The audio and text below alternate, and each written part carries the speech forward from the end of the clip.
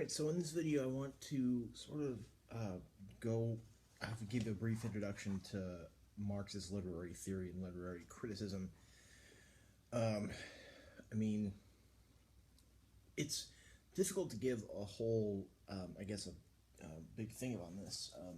It's difficult to give an intro to this.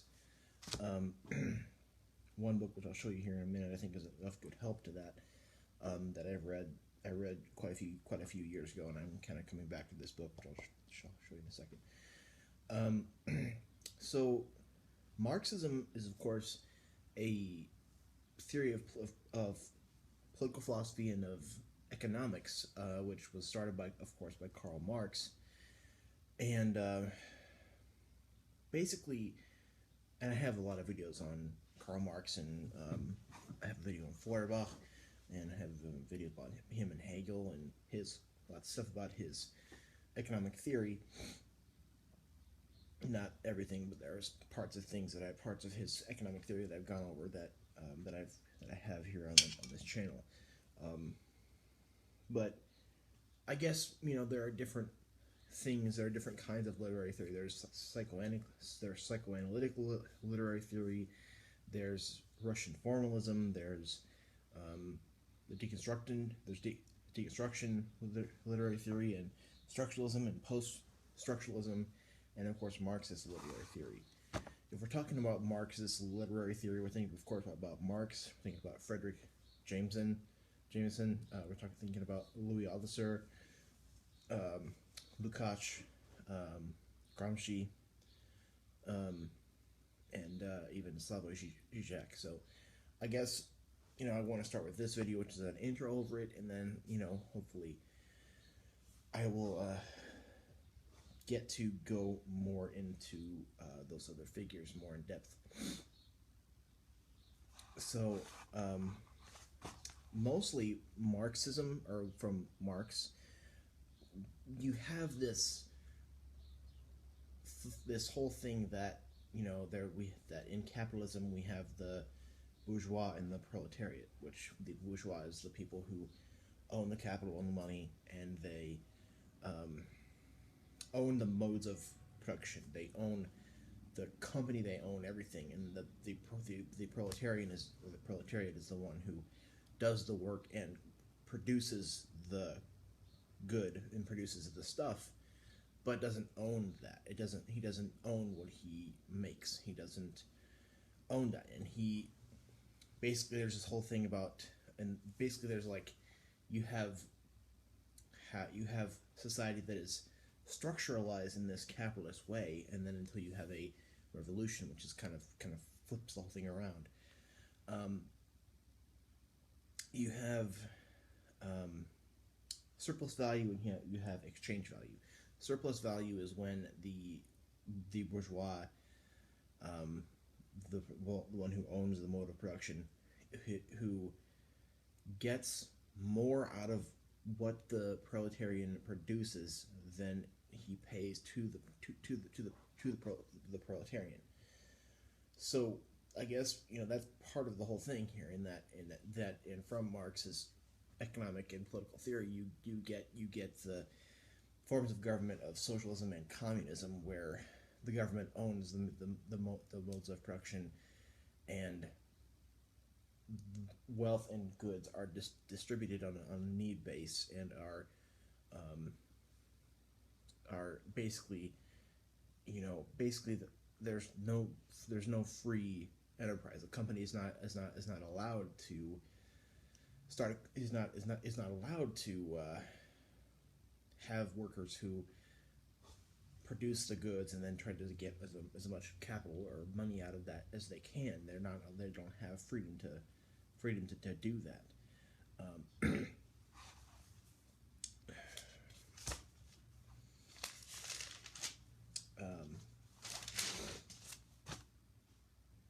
So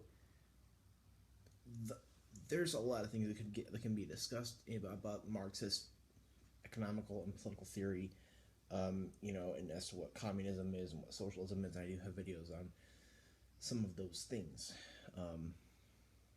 And I guess the big question that you're going to ask here is, what is this political and economic theory have to have anything to do with literature and literary theory.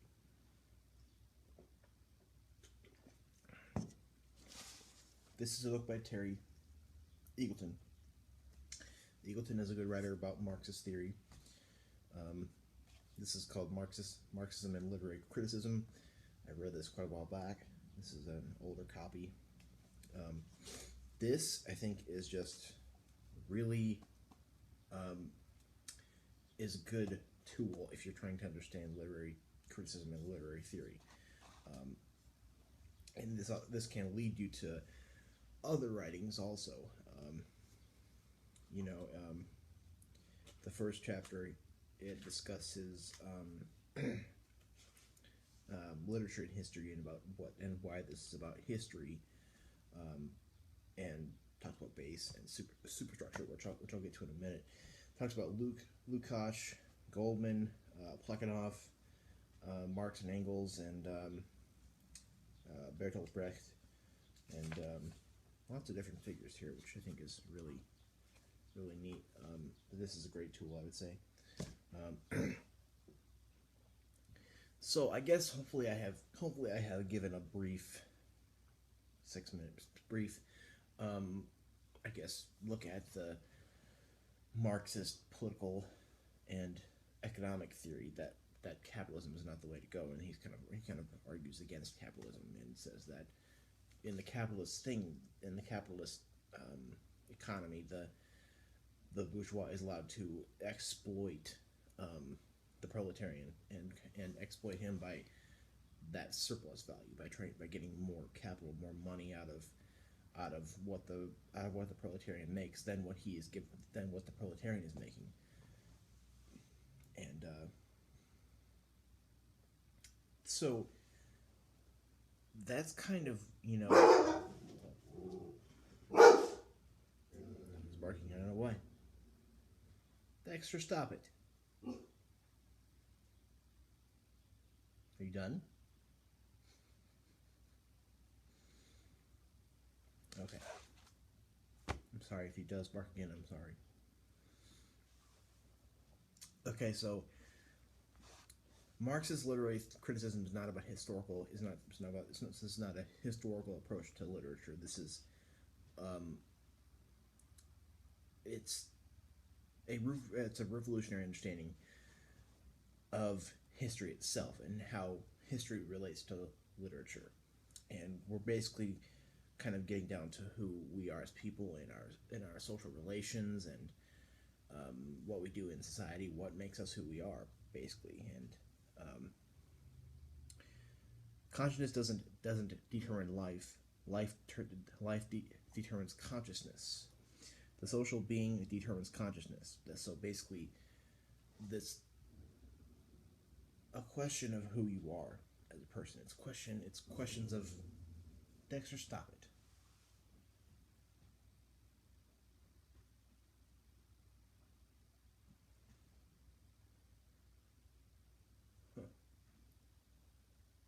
He's barking the siren. I don't know. I'm sorry. The goal here in Marxist literary criticism is that you're trying to understand life itself, and that has to do with history, and that has to do with literature is basically a tool of looking at who we are as people, looking at what makes us who we are, and looking at our social and societal relations. Damn it, Dexter, damn it.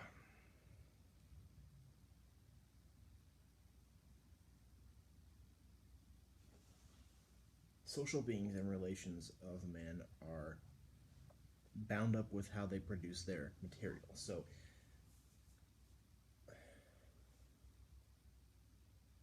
what is going on?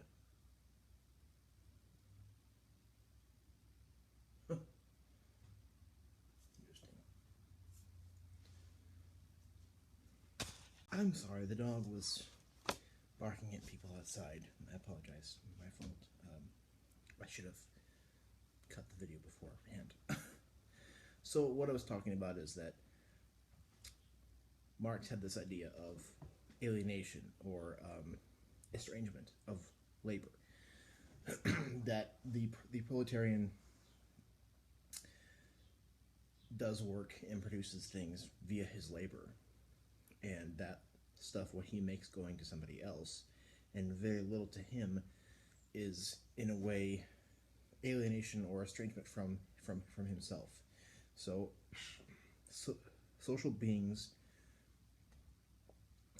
and relations of men are bound up with how they produce their material. Work is how one lives. Work has to do with how one lives their life. Social beings and the relations of men have to do with this labor, this work. So Marxism has to do with literature and literary criticism, because literature looks at who we are as people and who we are and how we are social beings and how we, it looks at everything that we are. And given, a book by Vonnegut, we're looking at, who we are as people and mistakes we've made. If you know Vonnegut, that he's being satirical about lots of different things in our lives and lots of different things in this world. And he is definitely an awesome, he's definitely he's a great political writer. And well, I don't know if he's not entirely political, but he's political. He's sociological, and he's just a great writer, definitely. But Marxism is a theory about politics, political philosophy, and economics. But it also does, and I did a video a while back which was talking about how Marxism relates to existentialism, and it does in a way, because that estrangement or that alienation, because Marxism has a lot to do with who one is as a person, and what makes you you, and your relations between other men, and relations between other people, and how you are a social being. And it has a lot to do with who you are as a person, and how this whole capitalist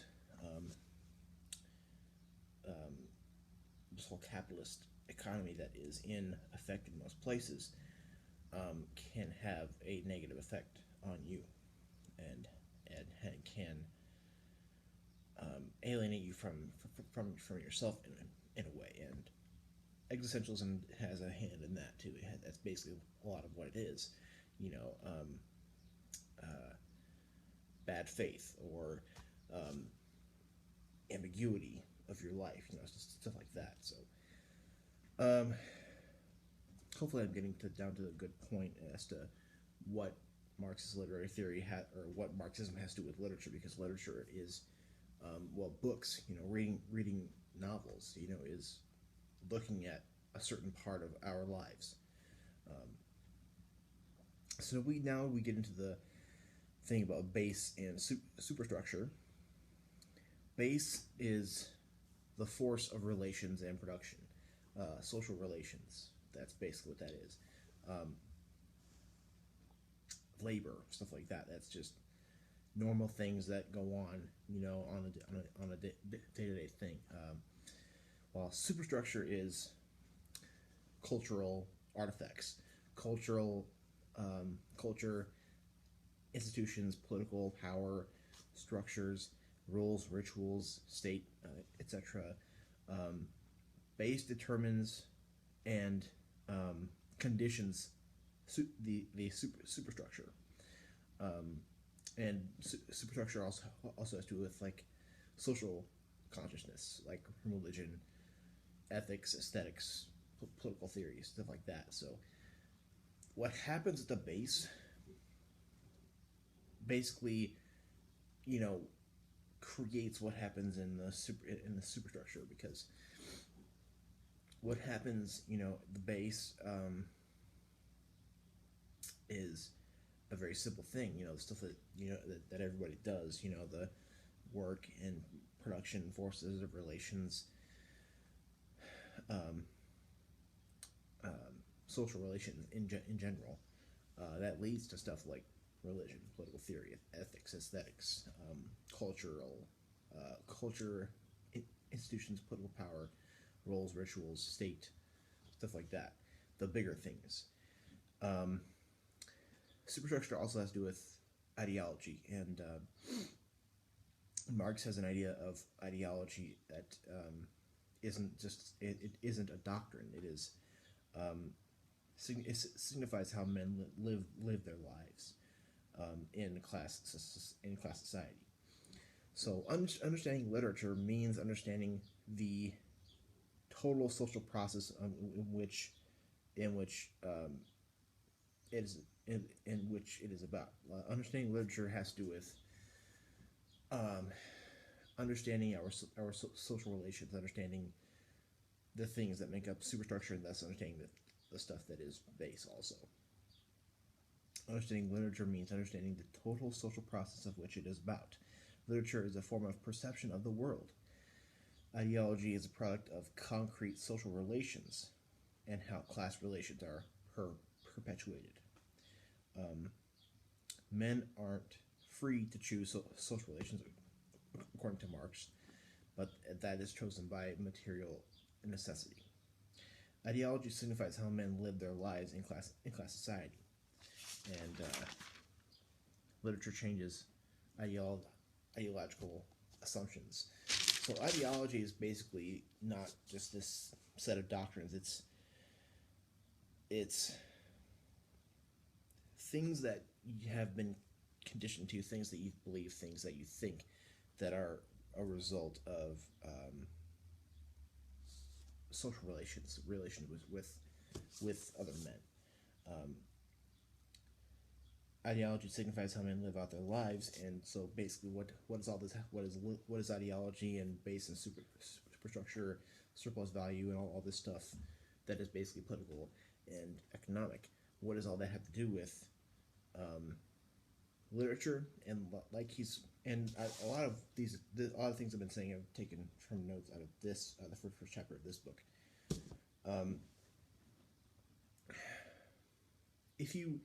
This makes me think in a way to the book Fahrenheit 451 by Bradbury. And I have a video on that book, but you can go back and watch that if you want a more in-depth look into that book. But in that book, what it is said at one point that books are like magnifying or like looking deeper into the pores of life,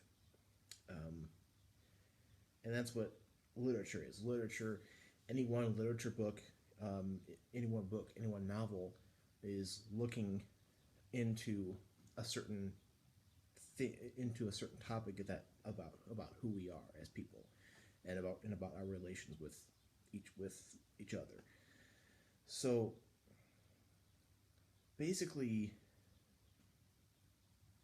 what makes us who we are as people in our social relations, and thus basically everything who are. It is a superstructural thing, and mostly, that's something that we can criticize via this whole Marxist literary thing. With Marxist literary criticism, we can look at literature with this in this light, and criticize literature, and think about literature in these ways. And I think that is an adequate introduction, I would say. I mean, there's just so much that I could talk about. This whole thing is like a intersection of many different fields, because this is Marxist literary criticism, but it's, we're talking about political and theory and economics, and more that is of the Marxist type, and we're talking about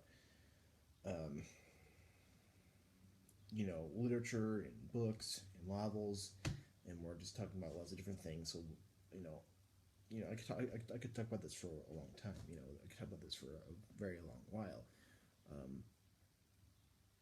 But I think that's an adequate intro. If you think I left something out or did something wrong, comment below, let me know. And thank you.